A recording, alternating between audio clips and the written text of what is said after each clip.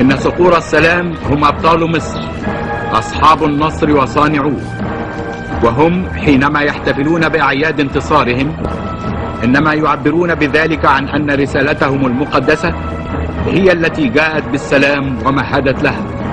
فحمدا لله الذي صدق وعده ونصر عبده وأعز جنده وهزم الأحزاب وحده.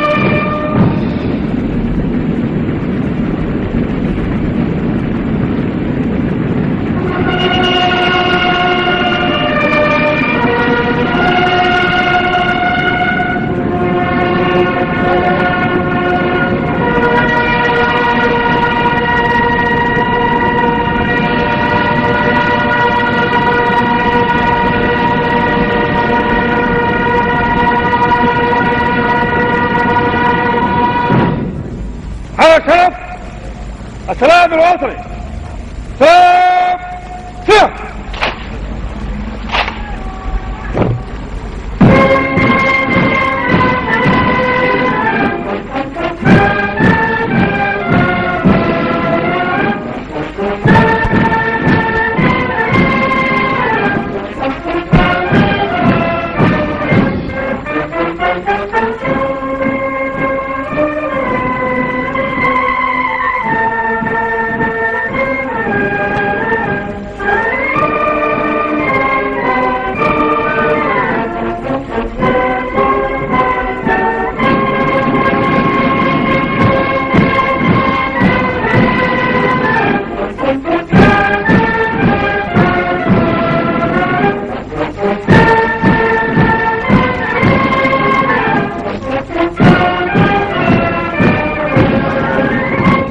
الشرف كمان فيه.